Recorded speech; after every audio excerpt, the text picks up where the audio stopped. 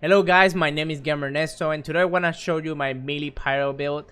I'm having so much fun with this build, and on top of that it does an insane amount of damage. This build is viable for groups but also solo for if you're chasing those goals in your expedition. This might be the build for you.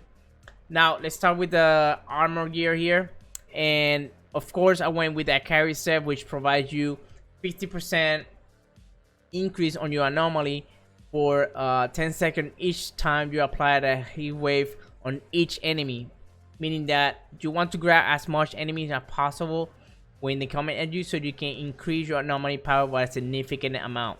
Melee damage requires you to have a lot of anomaly, so this set synergizes very well with melee skills.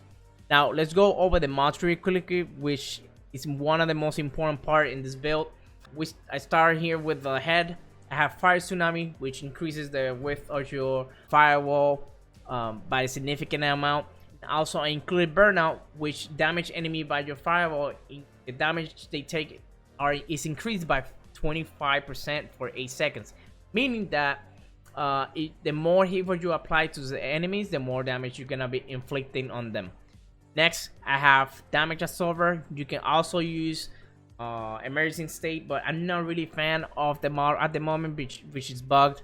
I don't like putting those bug things on my build because it can cause maybe a total dysfunction of the build when it's fixed. So sort of a readjustment that I'm not really a fan of. So I'd rather deal with Damage Absorber for the moment, which is a good runner up defense mod because it increases your armor by 52,000 and also give you 10% of resistance.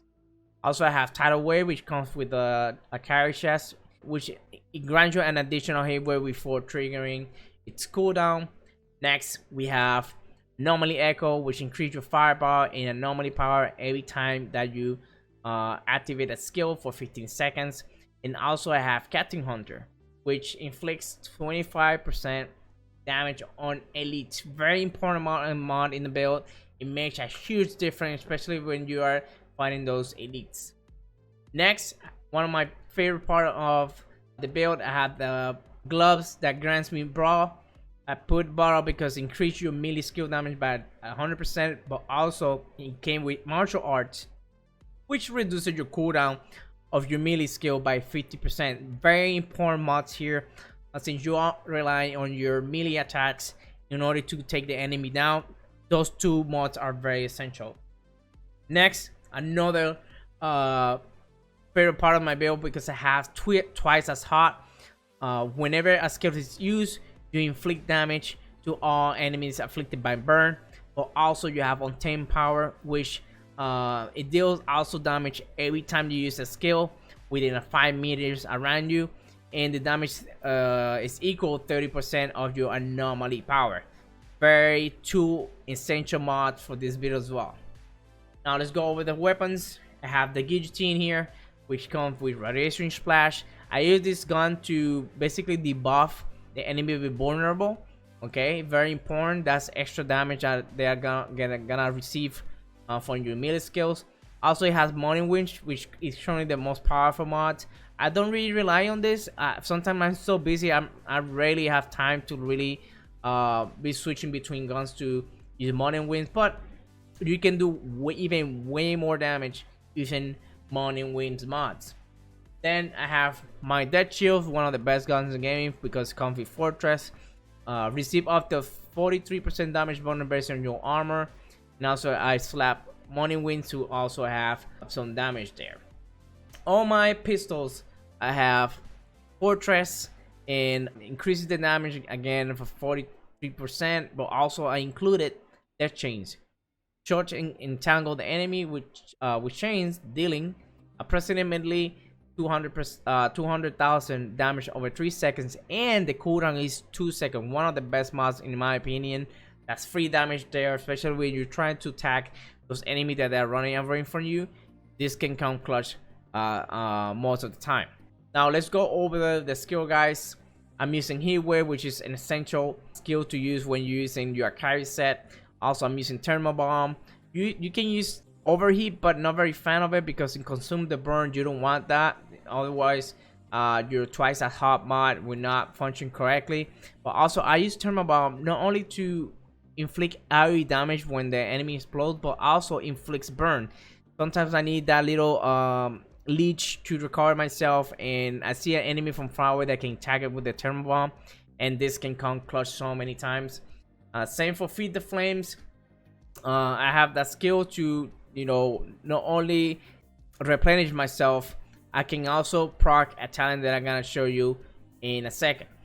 Alright, so this is for my skills, guys. Let's go over the class tree. I went with the military, which is Firestorm.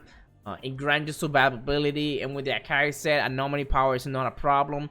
I think Firestorm is one of the best streams in the game for Pyromancer for any build, pretty much, because of the Acari set. Now I didn't went with the bottom tree because the bottom tree is too squishy in most of the things that are benefit our explosive skills like eruption, overheat, and thermal bomb. But since the majority of the skills are ignite, the meter tree supports more of those skills that you're gonna use more often. Now let's go over the nuts here, guys. I went with the Magnet Golem, which is the first one here. Instead of the leash, I decided to go with warm up to reduce the cooldown by 15%. Another Magnet Golem here. Then I went with Wildfire, which reduces all your cooldowns by 10%. Next, Meltdown to burn 20% more damage on burn afflicted enemies. Then I have a Magneton Golem here, another additional 10%. Those Magnet Golem, by the way, they're not gonna go to waste, and I'll explain to you in a moment. Next, I have Extinction here, which increase your damage by 20% on enemy below the 30% health. This health with bosses specifically. Now here I went with Incinerate, which it's not really that important, but at least give you that little element of CC when they're on fire, especially if you have a bunch of enemies coming at you and you have not finished them. Some of them might just turn ash, and then you can just finish them later. Here I have a Micro Anomaly because it's on the way. At least it's useful for my sidearms. It's 10% there for mark enemies. Then I have Host Situation, which using immobility skills increases my anomaly by 45%. One of my favorite nods in the game, and it's so easy to proc as well. And since my Feet of the Flame is 9.9 seconds cooldown, I can keep up this buff almost 100% of the time running. Okay, so next we have here with the Gifted to increase the anomaly weapon damage a little bit by 5%. Another Magna Golem. So the reason why I thought I said that Magna Golem would not go to waste because I'm using Distant Flame, which increases your anomaly by 2.5 for each unlocked Magna Golem class knot. So this 1, 2, 3, 4, 5. So you can do the math there. Then I have here some Skill Leech, another Skill Leech not here, but I went with an Anomalous Lava, which increases my armor every time every time I use an Ignite skill by 45%. This makes you really tanky, especially that I have 104,000 armor. Okay. Then next I have few other embers, which those are my skill leash when I'm under 30% of max health. Then I have warm up for another reduction. You can, if you feel comfortable with dropping this over Trial by Fire, that's also fine. You can try that. I'd rather have my cooldown lower just to spam, and that also will proc twice as hard faster. Same for Untamed mod. Then lastly here I have Mana Elemental, which using any ignite skill increase my armor piercing by 45% and resistance piercing by 45% for 10 seconds. Very important. You can inflict more damage in those elites. So yeah, guys, this is the build pretty much. I'm enjoying it. Alright guys, so this is the build. I hope you like it. If you have any questions, feel free to drop a comment on the section below.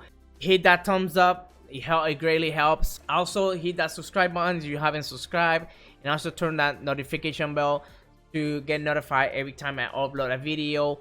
You can also find me in twitch.tv/GamerNesto. I stream every night, so if you have any questions, feel free to stop by, say hi, and enjoy the gameplay. Alright guys, so I'll see you on the next video guys. Peace.